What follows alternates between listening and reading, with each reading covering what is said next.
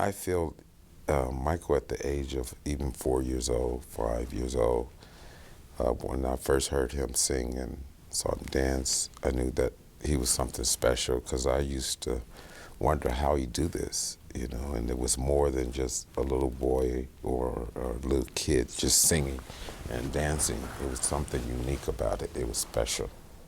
Back in those days, like I was saying earlier, that Michael was unique. He came out just knowing what to do. His pitch and his tone of his voice was unique. He needed very little training. He knew exactly what to do, and I think that's what made Michael very special from that day, ever since he was a little 4 and 5-year-old kid.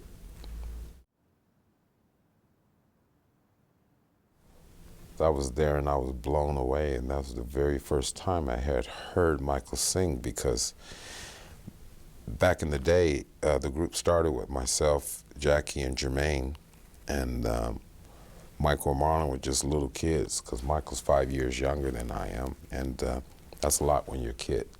And we used to tell them to be quiet, get out of here. We kick them out the room and this, and they used to beg to be in the group. And we just said, your little brother wants to be in the group. You know, you used to, no, get out of here, you know, this is big boy stuff. And we went to see him perform that time, and our mouths flew open. We couldn't believe it. So we rushed him home immediately, took him to the room, and he was in the group that fast. Yeah, Michael was unique. Michael was a little genius. You know, he was a young little boy with an old man's soul. So yeah, he was very wise, very keen on his surroundings and everything else. He knew exactly what he was doing and what was going on. As far as what I did as a kid, you know, what kids do or hang out or go out and do things that, you know, you do at a young age, mine was very minimum. All the time on the road, all the time on the stage, all the time in an interview, all the time in a recording studio, a photo session, or autograph signings. It was like that all my childhood, just about, you know. I think Michael was put on this earth to do what he did. He never complained about nothing. Matter of fact, he was very excited about everything. You know, he loved the stage. He loved the interviews or the photo sessions. And not only did he just was there, but he would offer great ideas, and they would work and stuff like. So he had a lot of input on directions and style and all these other things.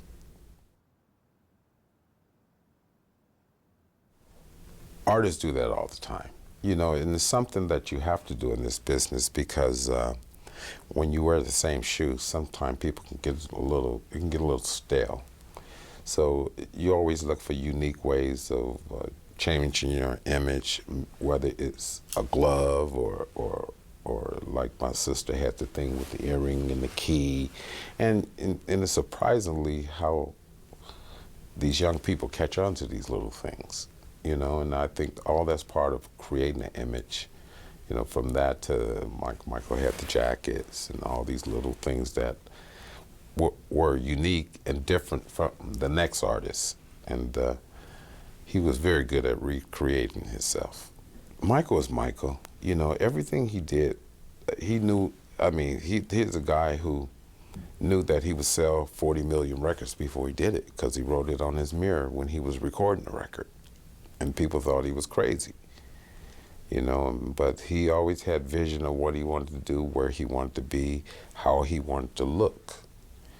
So when you're writing on you're recording an album, and you go, I'm going to sell 40 million records, and people looking at that said, this guy's nuts. Nobody's never sold more than 10 million records. How are you going to do 40 million? You know, but he taught us all something, and the business as well.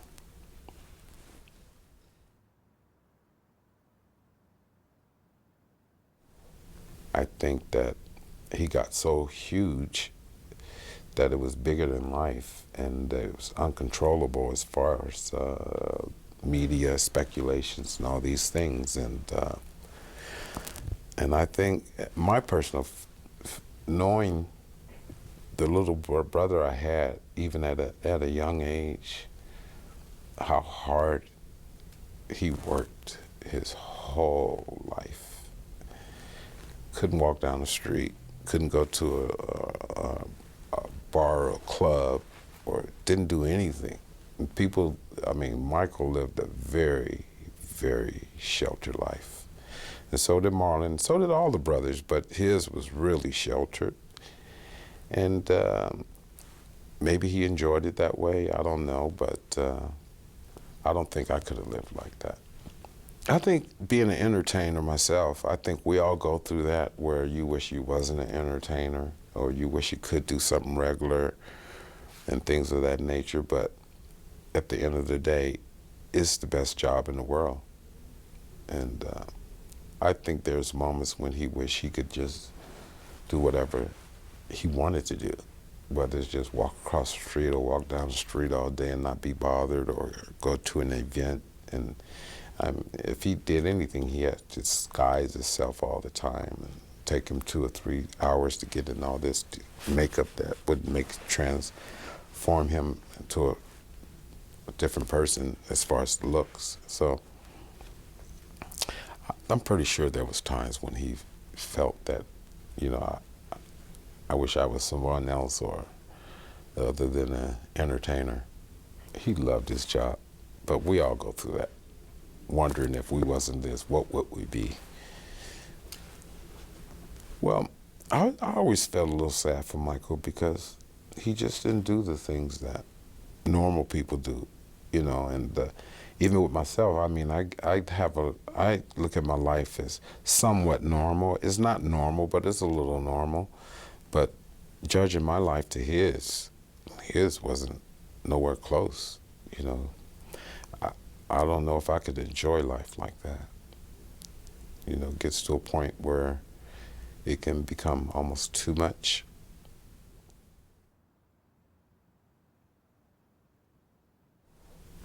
I think Michael's greatest achievement throughout his life was making people happy, helping people. That's what he always wanted to do and achieve, to do something for the world, more so than his music and his song. I think he got more gratitude out of helping somebody through college, or somebody need an operation, or there's some sick children over here, or family starving and need food. He would send over groceries for a year, things like that. And I think those are the things he really wanted to achieve that was beyond the music, is to give back and share it and make people happy, and to be a giving and caring and loving person. I think that's where he really got his enjoyment, seeing somebody sad become happy, you know, by his will. I think that made him feel good.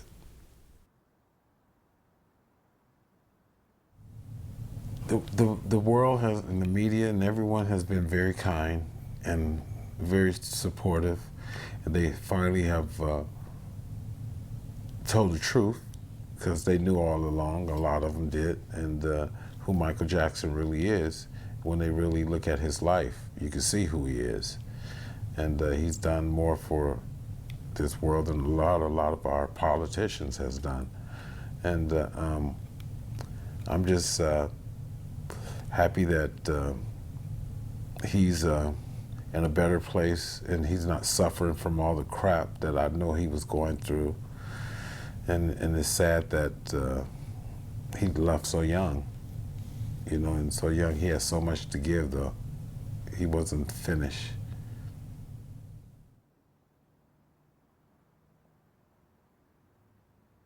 I think Michael should be remembered a few ways.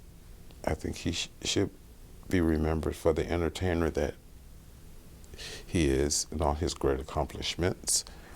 But he should also be remembered as a great humanitarian, because he did do a lot more than any other entertainer in the business, financially and spiritually. And I just think he should be remembered as a person that was unique, special, and we've never seen a person like Michael Jackson in our life, and I doubt it if we will ever see it again.